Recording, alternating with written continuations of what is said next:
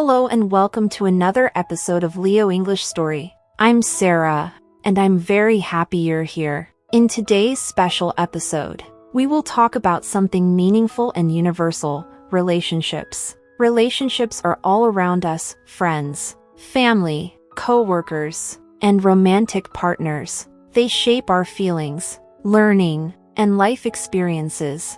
Why talk about relationships in English? Because relationships help us connect with others. If you travel, meet new people, attend international events, or even talk to classmates online, asking and speaking about relationships is essential. Questions like how long have you been together? Who is your best friend? Or what does your partner do? Are common. In this episode, I will share my personal experiences and explain useful phrases and vocabulary. You will learn how to describe different types of relationships, talk about feelings, share experiences, set boundaries, handle conflict, and express gratitude. And best of all, I will speak slowly and clearly, A2, B1 level, so you can easily follow and practice. The episode is divided into 6 sections. Types of relationships, how we have different people in our lives. The beginning, first meetings and first impressions. Building trust and communication, what makes relationships strong. Handling difficult moments, conflict, mistakes, patience. Growth and change together, how relationships evolve over time. Celebrating love and friendship, special moments and ways to say thank you. Afterwards, we'll finish with a conclusion and key lesson. I invite you to pause, repeat phrases, and write your own sentences in English. Share your stories in the comments. Relationships are a very important part of our life. Every person we meet, talk to, and spend time with becomes part of a relationship. These relationships can be very different. Some are close and full of love, while others are more formal or friendly. Today, I want to talk about the different types of relationships we experience and how we can describe them in English. One of the first types of relationships we all have is our family relationship. These include our parents, brothers, sisters, and sometimes our grandparents, cousins, aunts, and uncles. Family is usually the first group of people who care for us. We live with them, eat together, and support each other. In English, we use phrases like "my mom is very supportive" or "I am close to my brother." Some people have strong family bonds, while others may face challenges with their families. But no matter what, family relationships are very important in our life story. Next, we have friendship. Friends are people we choose. We meet them at school, at work, in our neighborhood, or online. A good friend is someone you can trust, talk to, and spend time with. You can say, "She is my best friend," or "I have many close friends from university." Friendships are important because they help us enjoy life. We share laughs, support each other during sad times, and grow together. Some friendships last for many years, while others may change over time. Another important relationship is the romantic relationship. This means the relationship between a couple, like a boyfriend and girlfriend, or husband and wife. In romantic relationships, people usually spend a lot of time together, go on dates, support each other emotionally, and make future plans. You might say, "We've been together for 3 years," or "He is very kind and makes me feel special." Romantic relationships are built on love, trust, and respect. Some couples choose to get married or live together. Others may face problems and decide to separate. Each romantic relationship is unique, and how people express love may be different in every culture. We also have professional relationships.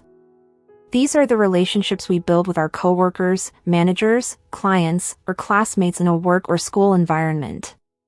They may not be as emotional as family or friends, but they are still very important. You might say, "I have a good relationship with my boss," or "my colleague is very helpful." In a professional setting, it's important to be polite, listen carefully, and work together as a team.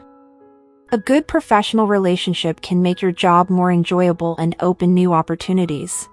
Another type is the community or social relationship. This includes neighbors, teachers, doctors, coaches, or even the people you see at the gym or your favorite coffee shop. These are not close relationships, but they help us feel connected to the world around us.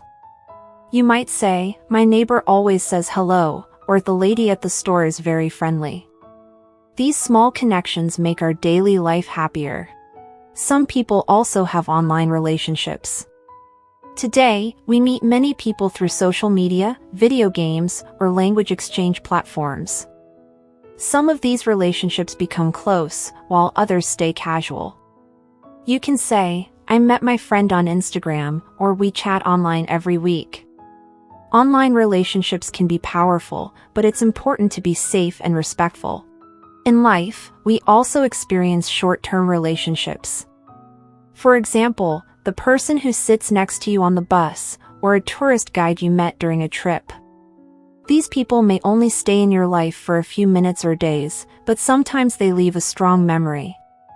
You might say, "I had a nice talk with a tourist from Japan," or "The lady on the train shared her food with me." Each type of relationship has a role in our lives. Some give us love, others give support, and some just give a smile. It's important to know how to talk about them in English so we can share our life stories and connect with people from different places. In this section, we've looked at different kinds of relationships: family, friends, romantic, professional, social, online, and short-term. As we continue in the next parts of this video, I will share my own experiences and stories to help you practice and learn how to speak about relationships in English more naturally. Let's move on to the next part and talk about how relationships begin, those first meetings and first impressions. Ready? Let's go! Every relationship has a beginning. It always starts with a first meeting. Sometimes, we meet people by accident. Other times, we plan to meet someone new. No matter how it starts, the first impression is very important. It tells us how we feel about the person and if we want to know them more. In this part of the podcast, I will share my personal stories about how I met some important people in my life: my best friend, my boyfriend, and a coworker. I will also teach you how to describe first meetings and first impressions in English. Let's begin with my best friend Anna. We met in high school. It was the first day of class. I was nervous because I didn't know anyone. I entered the classroom and sat at the back. Then a girl walked in with a big smile. She looked confident and friendly. She sat next to me and said, "Hi, I'm Anna. What's your name?" I smiled and said, "I'm Sarah." She asked me where I was from, what subjects I liked, and if I wanted to eat lunch together. That simple hello started our friendship.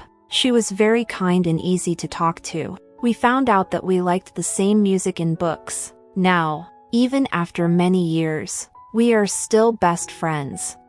When you want to talk about meeting a friend for the first time, you can say, "We met at school." She said hello first. We started talking and became friends. My first impression was that she was very kind. Now let me tell you about the first time I met my boyfriend, Leo. It was at a small cafe near the university. I was reading a book while drinking tea. Suddenly, someone at the next table said, "Is that your favorite book?" I looked up and saw a young man smiling. I answered, "Yes, I really love it." He started asking questions about the book, and we talked for almost an hour. We both loved reading and traveling. He was polite, funny, and respectful. After that day, we met again, and little by little, we became closer. When describing a romantic first meeting, you can say, "We met at a cafe." He started the conversation. We talked for a long time. My first impression was that he was very friendly.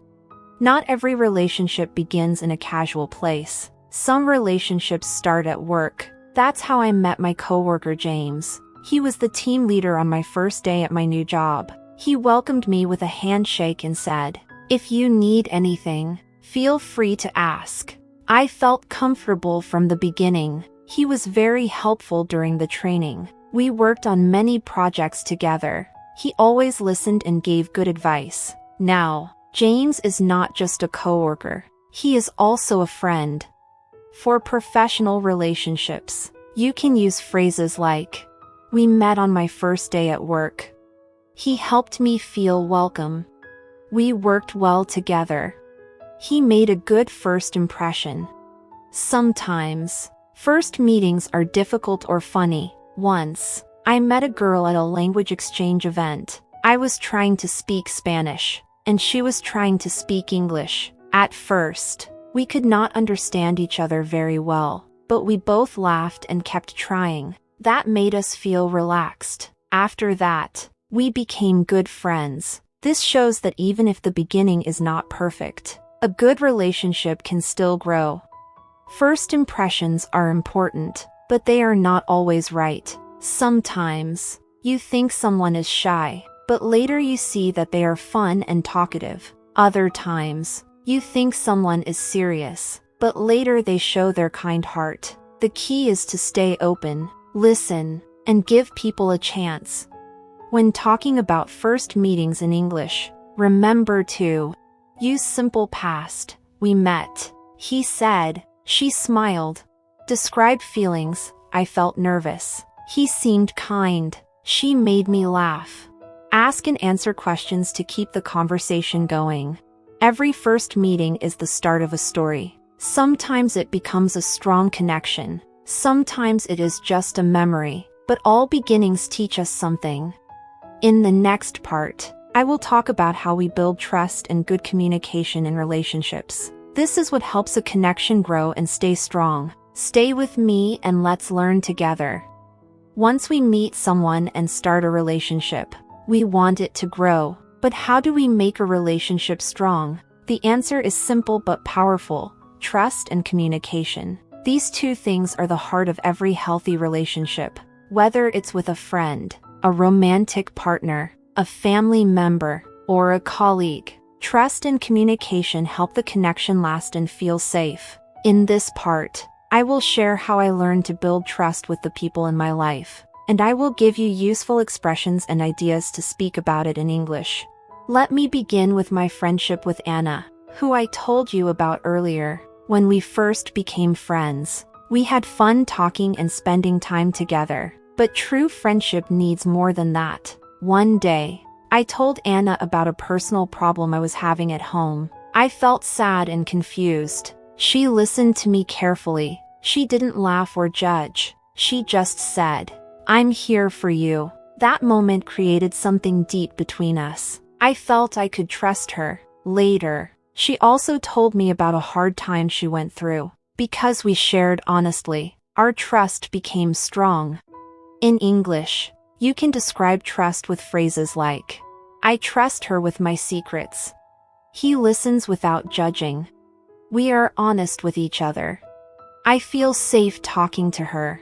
Trust takes time. You don't build it in one day. You build it by being honest, reliable, and kind again and again. For example, when someone says, "I will call you at 6, and they really do it, that builds trust. But if someone often lies or breaks promises, the trust becomes weak. Now let's talk about communication. Good communication means talking clearly, listening carefully, and respecting feelings. Sometimes we think we are listening, but we are only waiting to speak. Real listening means focusing on the other person's words, tone, and even their body language. In my relationship with Leo, communication was not always easy. At first, I was shy to say how I really felt. I didn't want to create problems, but one day, I felt sad because he canceled our dinner plan and didn't explain why. Instead of staying silent, I said, "I felt disappointed when you didn't call. I was really looking forward to seeing you." He listened and said, "I'm sorry. I should have told you earlier. I was very tired from work." After that, we understood each other better. When you want to express your feelings in English, try using I statements. "I feel happy when we talk." I feel hurt when you don't answer. I feel loved when you remember small things. Using I feel is better than saying you make me feel because it is less aggressive and helps the other person listen. Communication also means asking questions and being curious. You can say, "How was your day? Is there something you want to talk about? Can I share something with you?" Sometimes, communication is not about words. It is about being there for someone, giving them your time, or showing that you care with small actions. For example, sending a kind message, giving a hug, or helping when they are tired. These small things say I care about you. In professional relationships, trust and communication are also very important. I remember my first big project with James, my coworker. I was nervous because I didn't understand everything. I told him, "I'm not sure how to do this part. Can you help me?" He didn't laugh or get angry. He explained patiently. That moment made me feel confident. And later, when he needed help, he came to me. We trusted each other, and that made the project a success. To build trust and communication, be honest. Keep your promises. Say sorry when you make mistakes. Express your feelings calmly. Listen more than you speak. Relationships are like plants. If you water them with good words and kind actions, they grow strong. But if you forget them or hurt them, they become weak.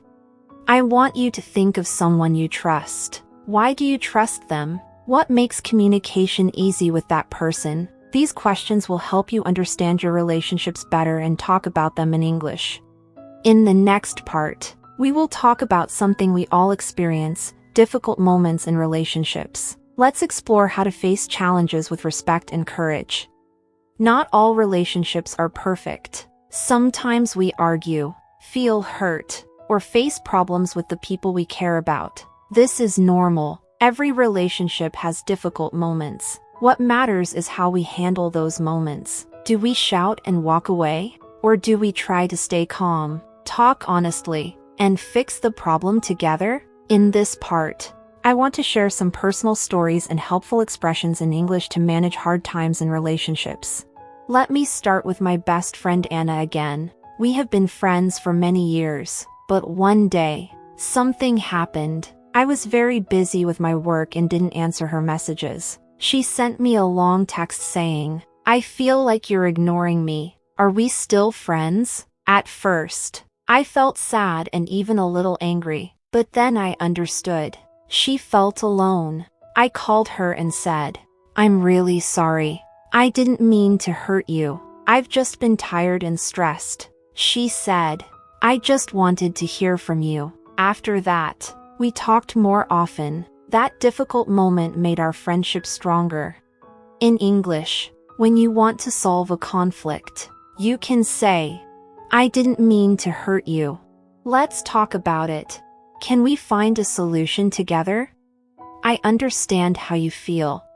Now let me tell you about my romantic relationship with Leo. We were very close, but like all couples, we had our ups and downs. One weekend, he made a plan with his friends and forgot our movie night. I felt angry. I said, "You forgot something important to me." He replied, "I'm sorry. I should have written it down. Can I make it up to you?" That small argument helped us both remember how important communication is. It also reminded us to respect each other's time. When you have a problem with your partner, try to speak calmly and use I feel statements. I feel upset because I thought we had a plan. I feel ignored when you don't listen to me. I feel happy when you remember small things. Sometimes, family relationships can be difficult too. With family, the emotions are stronger because we are close. I remember once my cousin borrowed money and didn't return it on time. I felt betrayed, but instead of shouting, I sent a message saying, "I understand things are hard, but I really need that money back. Can we talk?" He called me and explained his situation. Later, he paid me back. That moment taught me that respect and clear words help solve family problems. In professional life, conflicts also happen. At work, I once had a disagreement with my manager. He said I made a mistake in a report, but I knew I followed the instructions. I stayed calm and said, "Can we check the report together?" We looked at it and saw the mistake came from the previous file, not mine. He said, "You were right. Thanks for showing me." Being respectful, even when you're upset, is a powerful skill. Useful phrases for work-related problems. Let's go over this together. I understand your point, but can I explain mine? I think there's a misunderstanding. I want to find a good solution for both of us. Not every conflict ends well. Sometimes people don't listen. Sometimes the relationship changes or even ends. That is hard, but it's part of life. The important thing is to stay respectful and kind. Never insult, shout, or try to hurt the other person. That only makes things worse. Here are some tips for handling difficult moments in relationships. Stay calm. Take a breath before you speak. Use simple, clear words to explain how you feel. Listen fully before answering. Say sorry when you make a mistake. Forgive if someone shows they are truly sorry. Don't ignore problems. Face them with love and courage. Remember, the goal is not to win an argument. The goal is to understand each other better and make the relationship stronger. I want you to think now. Have you ever had a difficult moment with someone close to you? How did you handle it? Would you do something different today? Relationships are like journeys. Sometimes the road is smooth. Sometimes there are bumps. But with love, patience, and honest talk, we can continue walking together. In the next part, we will talk about something beautiful, celebrating relationships. Let's learn how we show love and appreciation in different ways around the world. In every culture, people celebrate their relationships. We like to show love, care, and appreciation to the people close to us. We do this in many different ways, by giving gifts, spending time together, writing kind words, or simply saying thank you. Celebrating relationships helps make them stronger. It reminds others that they are special to us. In this part, I want to talk about the many ways we can celebrate our relationships, and I will share my own stories and ideas to help you speak about it in English. Let me start with birthdays, one of the most common ways to celebrate a loved one. My best friend Anna and I have a small tradition. Every year, we write a handwritten letter to each other on our birthdays. In a world full of texts and emails, a letter feels very personal. Last year, I wrote to her, "Thank you for always being there for me. Your friendship means more than words can say." She cried when she read it. That small letter made her feel happy and loved. You can use phrases like, "Happy birthday! I'm so lucky to have you. Wishing you a day full of love and joy. Thank you for being a part of my life."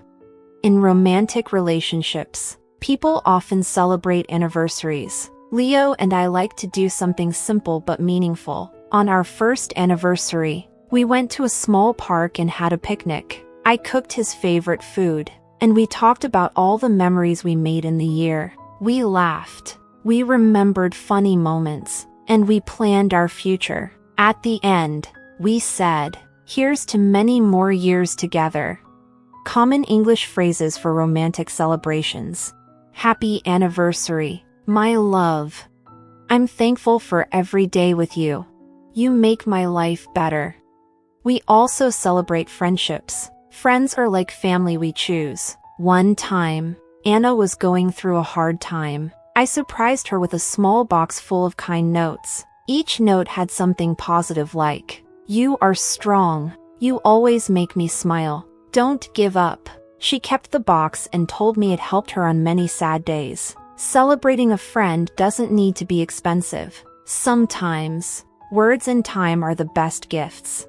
At work, we also celebrate our professional relationships. When my coworker James finished his first big project, our team brought a cake and said, "Great job." James, he smiled and said, I didn't expect this. Thank you. That moment made our team feel like a family. Celebrating others at work creates respect and teamwork. In English, you can say, congratulations on your success. We're proud of you. You did amazing.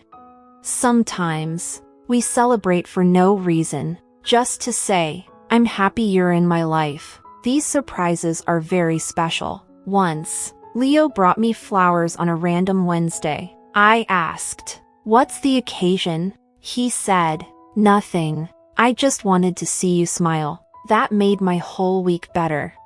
Celebrations also depend on culture and tradition. In some countries, people give red envelopes with money during festivals. In others, people cook special meals or dance with their family. What matters most is the love behind the action. It's not the price or size of the gift, but the heart behind it.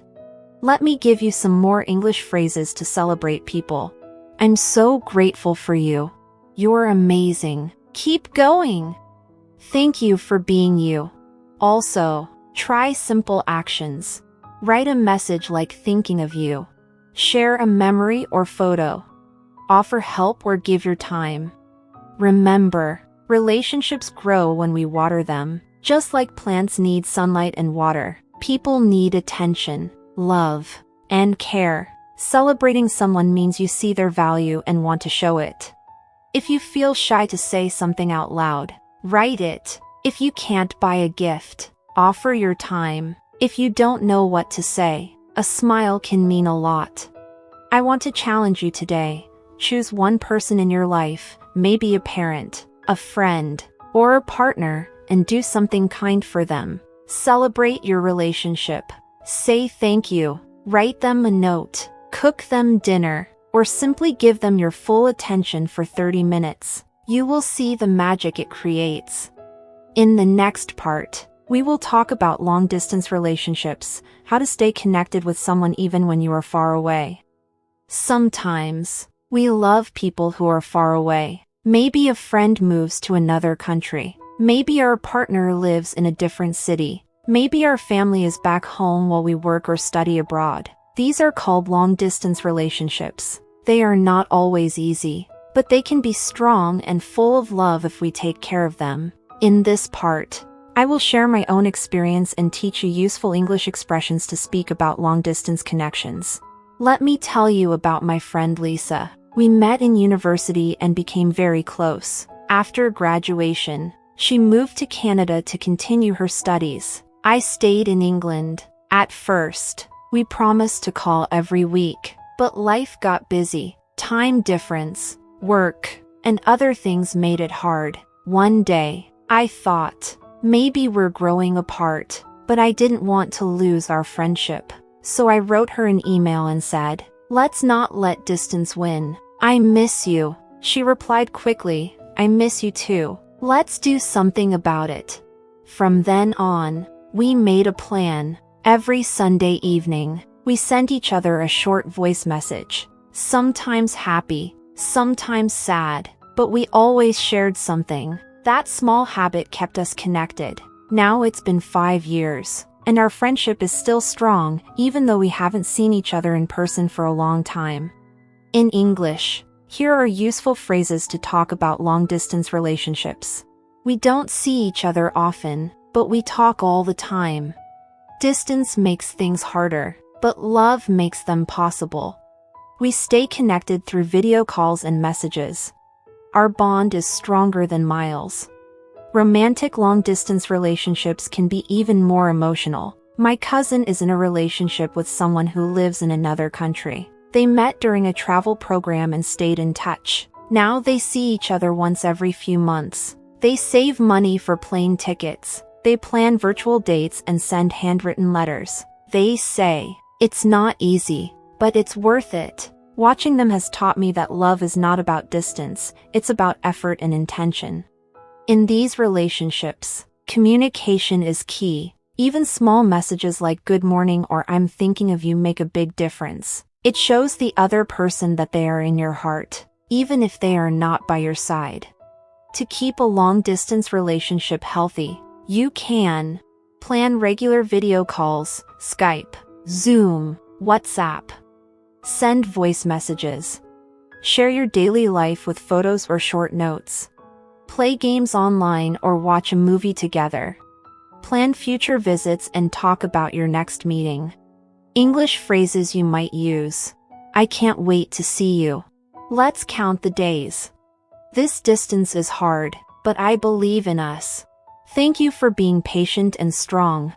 Sometimes, long-distance relationships face challenges. Misunderstandings can happen. You might feel lonely. You might miss hugs and physical closeness. But with honesty and planning, these feelings can be managed. Here's a tip I learned: celebrate small things. If your friend passes an exam, send a card. If your partner has a job interview, send a message to say, "Good luck, I believe in you." These little things help keep love and care alive. Let me also talk about family relationships. Many people move to different countries for work, and their parents or siblings stay behind. In my family, my brother lives in Australia, and we are in the UK. We miss him a lot, but every month, we have a family video call. We laugh, share stories, and sometimes even eat dinner together online. It feels warm and joyful. English phrases for family long-distance relationships. I miss home. Talking to my mom makes me feel better. Even if we're far, we're still close in heart. It's also okay to feel sad sometimes. Missing someone is a sign of love. You can say, I feel lonely without you. I wish we were together. It's hard being far, but I know we'll meet again. Long-distance relationships teach us patience, trust, and appreciation. They help us grow emotionally. They remind us that love is not just about physical presence, it's about effort, time, and connection. As I end this part, I want to ask, is there someone far away that you love? Maybe today is a good day to send them a message or make a call. Don't wait. Let them know you care. In the final part of this series, we'll look back and reflect on everything we've learned. Let's go to the conclusion and the life lesson we can all remember.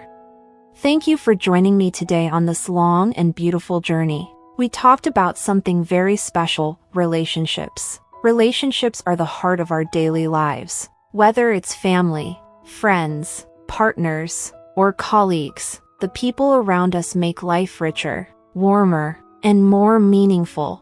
In the introduction, we said that relationships give us love, support, and joy, but we also learned that they need care, time, and communication. They grow slowly, like plants. If we give them sunshine and water, kindness and time, they bloom.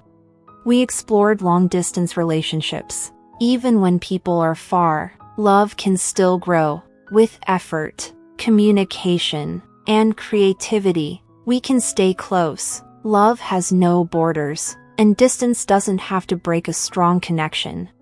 So now, let me ask you, what relationships in your life are most important right now? Are you giving them time and love? Are you listening? Are you saying the words that matter? Here is what I want you to remember. Good relationships don't happen by accident. They are created by kind actions, honest words, and shared time. If you want better relationships, start with simple things. Say thank you more often. Send a kind message. Make time for a friend. Forgive someone. Apologize if you were wrong. Relationships are like mirrors. What you give is what you receive.